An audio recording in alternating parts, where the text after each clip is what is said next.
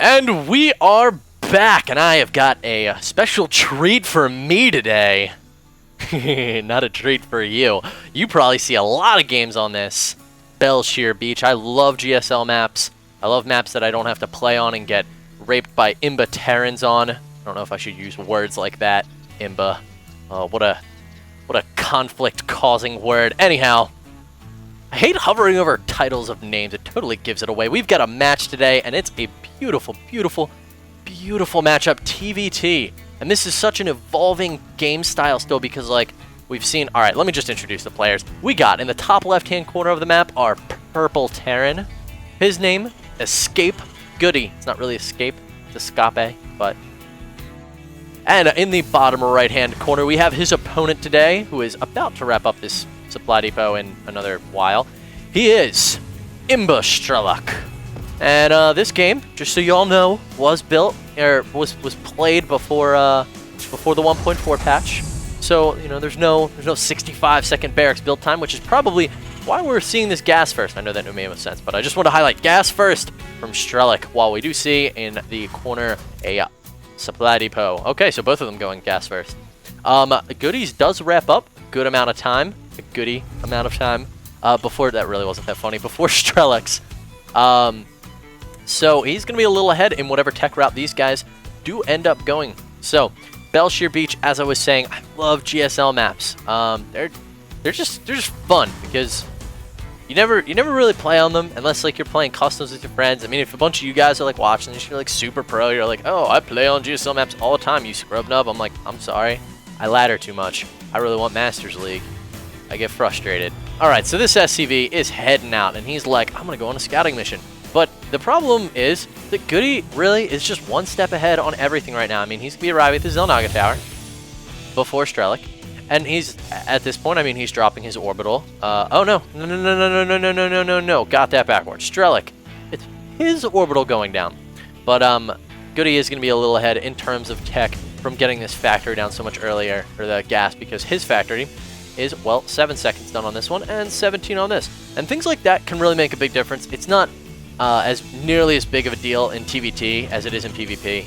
So if you think about Protoss versus Protoss, like, oh, my warp gate's done like 9 seconds before you. That means I can warp stalkers right inside your base 9 seconds before you can warp your stalkers. But in Terran versus Terran, units have to cross the board, and that just creates like a little bit of it almost makes me feel like now time is a little bit like made of Play-Doh. You know, it's more flexible. Everything just has a little more give to it. So if you're one Hellion ahead, well, by the time you get to my base, I'm gonna be caught up. So Strelok is a little bit ahead at this point, but not. I keep using the wrong player names. Goody's a little bit ahead. His starport is going down, and we do see he is opening for Banshees. Or, well, yeah, no tech lab on this, so he's not going for a Blue Flame Hellion drop. Going for Banshee. The Banshee. Yo, in the comments, leave what you guys think about this Blue Flame Hellion drop, because I kind of love it. A lot of people are hating on me for loving it, but I do play Zerg, so you know it's a little under whatever. 2 Hellions coming out right now for Strelok, and so I'm glad to see some deviation in builds here because both players are definitely going for very different things. No starport at this point for Strelok, so I am a little concerned, to be honest, because this Banshee could do a good amount of damage if... Okay, he is switching these back, so he's going to get some Marines out. I really like that choice right there. He's going to get out 3 Hellions really quick. And now maybe he's going to start the Blue Flame Hellion. Yeah, he is starting the pre-Ignitor Hellion research. Okay, I was going to say, he's not letting that barracks, and that could spell a lot of problems for him because not letting that barracks... Well, how are you going to defend against the Banshee that is, like, getting ready to peace out? So, this Hellion coming in, he's going to do some poking around, but there is going to be a Hellion to answer. He's going to have to answer to.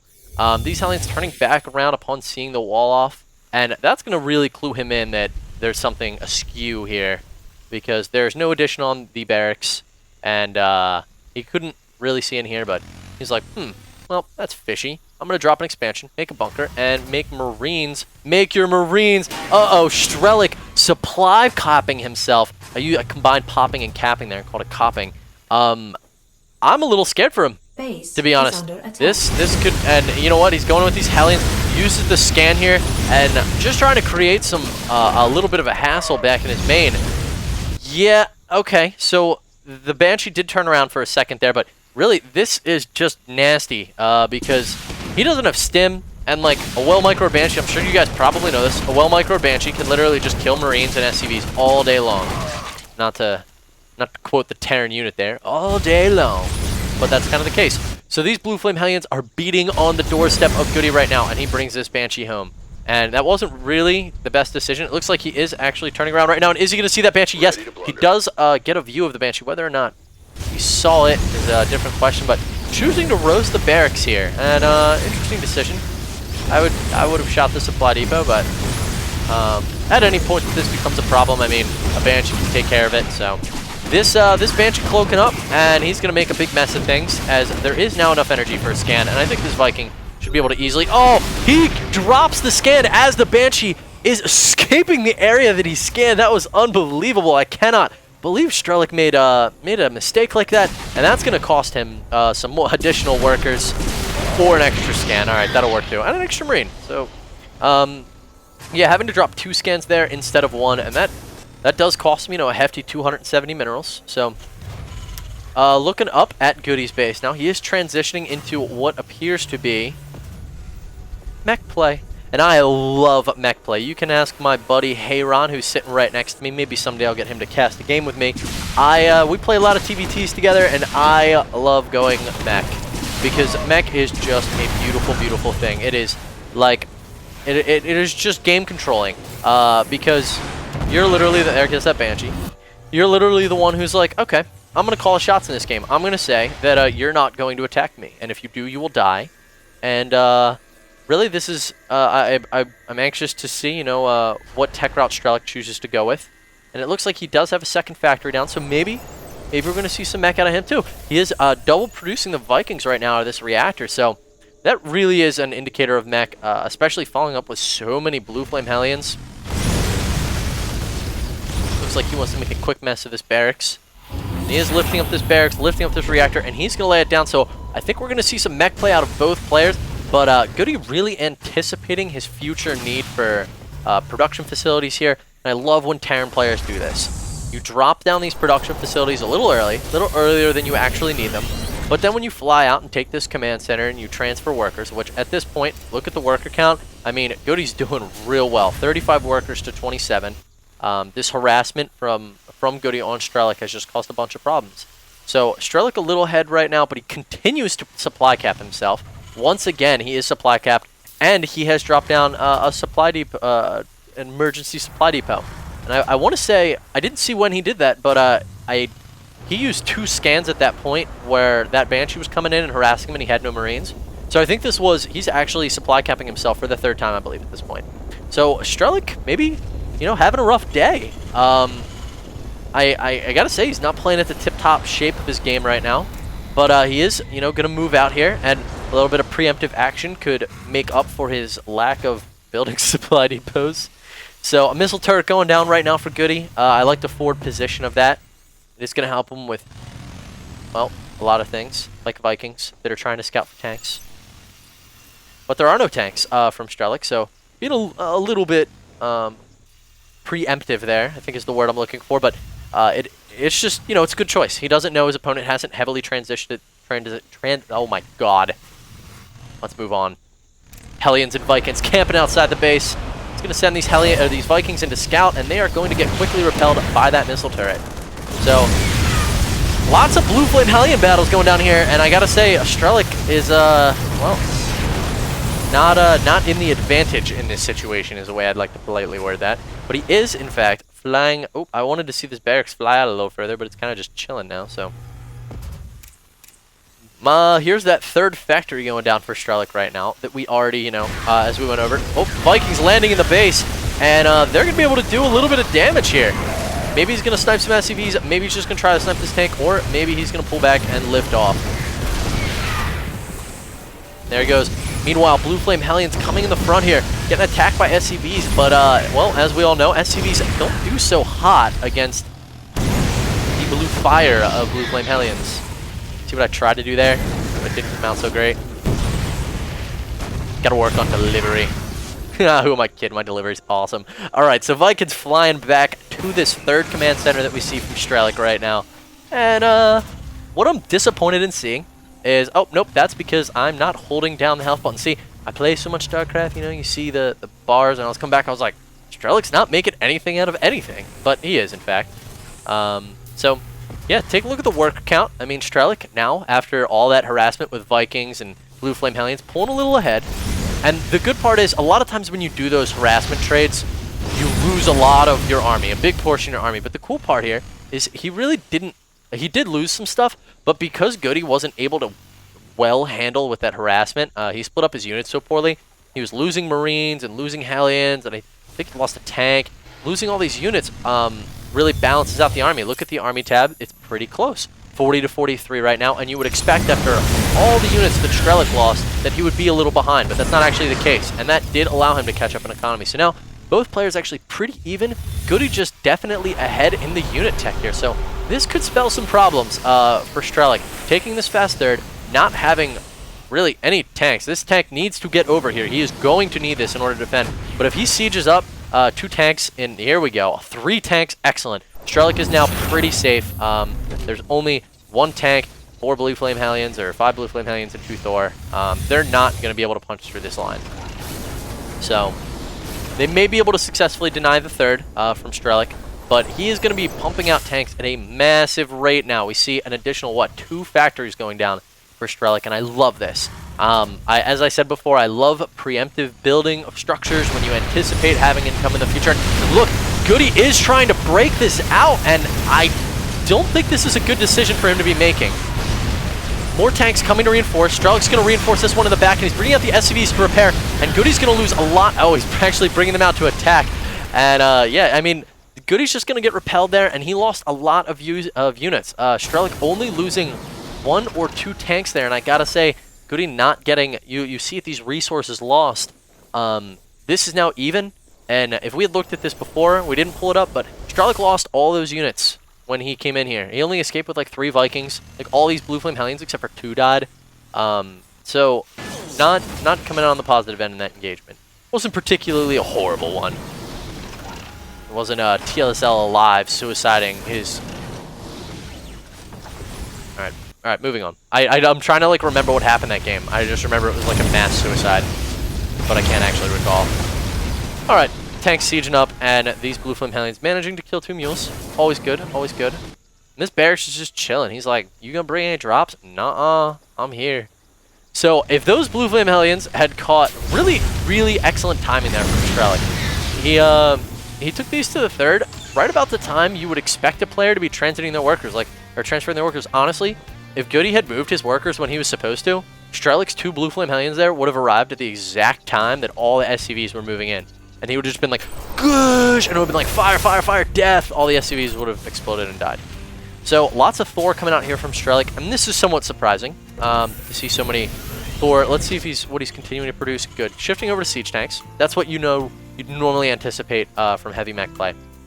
A lot of siege tanks. So, both players going heavy mech here, and I mean, I'm a little disappointed. I do like seeing people try to go with those novel strategies, you know, that basically they're trying to come up with a way to like break mech, because mech really hasn't been broken yet.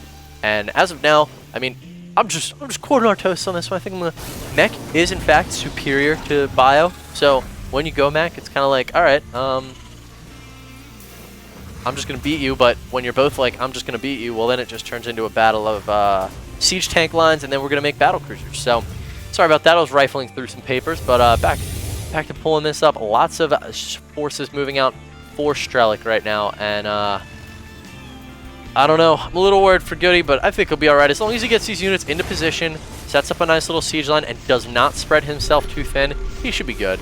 But Strelok laying down a good scan and seeing Goody's army is actually moving to the left, and I don't like this because if Strelok is able to get into a position where he hems, like, all right, here's basically mech versus mech play. It's like we both make gigantic siege tank lines over the course of the game, and then once our siege tank lines are set, we just like stare at each other and nobody does anything. And then we shift over to like Viking Battlecruiser, which is why you saw this Raven patch where they just today increased, you know, the speed of the Raven Hunter Seeker missile to 2.9 from 2.5. It's because now it can catch Vikings, and it makes air battles a lot more interesting because they were kind of boring before. But Strelok is going to be able to really this is going to be a big mess for Goody, because Strelok's going to be able to either siege up this third with these tanks, but no matter what happens, see now the game is literally kind of like, oh, Strelok's pretty much going to win unless Goody either goes for a counterattack or can break this with like every unit he has. But he's got to break it soon, because once there's enough siege tanks here, he's just going to be hemmed in his base. Strelok's taking a 4th behind this. He could take a 5th. He's just going to be expanding like a madman. And there's nothing good he's going to be able to do to get out of his base. Now he's sieging up on these refineries. That's going to hamper upon the production capabilities. And it looks like Goody is really crappily engaging this, trying to break it, but units not hitting at the same time. These store are going to get decimated, but is he going to be able to break out of this siege? I mean, he does, you know, stop his refinery from dying, but it looks like he's being very indecisive here, not moving in, losing a 4, and that's going to spell disaster for Goody. He made a semi-attempt to break this, and really, if you're going to try to break a Terran player who is going mech and they're sieging you into your base, you have to break it. You have to decisively break it and substantially decrease their siege tank count. And now Strelok just has this massive siege tank count right outside of Strelok's base, or Goody's base, and it's a mess. It's an absolute mess. Now Goody's going to have to lift up his command center, and this is the counterattack that he needs to go for at this point. If he can get his units in a great position and deny these expansions, they could both be back on 2 base. And that would be the ideal way for Goody to see this game go at this point, because he's going to have to lift this up, but he really doesn't have that many siege tanks. He's got 5. And Strelok, seeing this coming, stopped rallying his... Yep. I mean, he totally saw this coming. So now he's got siege tanks already in place, and he's going to siege some more. He's going to use these Vikings to scout. He's even landing the Vikings on top of the siege tanks, and this is just an absolute disaster right now for Goody. That counterattack got wiped clean. And Strelok just doing a great job here of really anticipating. I'm absolutely, to be honest, like, I'm downright astounded with Strelok's capability to read his opponent. Yeah, he kind of lost this engagement a little bit. It was just probably a little bad focus firing or whatever, but he's not going to lose his command center. He's got a lot of units right back here. He can repair this with his SCVs, and these units are going to die, and this counterattack will fail. Now these tanks are coming down, but they're not going to be able to do much unless they catch Strelok completely off guard. He's got a lot of reinforcements on the way. So, meanwhile, you know, this contain is still completely going down. Strelok's like, or Goody's coming out here to, I don't know, mine, I guess? Yeah, mine, long distance mine. It's not really working too well for him. Now he's going to try to take this as his third, but all this time, I mean, look at the food. 151 to 102. Strelok is well and great and good and in a beautiful position. All the girls want him right now. Nobody can stop him. He's on fire. As I was saying, I'm dumbfounded by Strelok's ability to anticipate his opponent's moves. He sent those 2 Hellions in here at absolutely the perfect time. Like, I can't emphasize that enough. That timing of those Hellions arriving, like, that command center landed, and then the Hellions arrived. And, I mean, it takes 3 Hellions to 2-shot workers, or to 1-shot workers. Terran workers specifically, before the patch. Now it's 3 shots for all workers, but... So, like, 2 Hellions wouldn't have 1-shot him, but whatever. He had 2 Hellions to spare. He sent them in at the perfect moment that all these SCVs, like, should have been transferred down there. But they actually were not transferred, and that's why it didn't work. And then, on top of anticipating that, he anticipated this counterattack, and he had all these units rallied here, where normally he's been sending them up to here. So, just great forethought by Strelok. These pro players are just so good at anticipating each other's moves.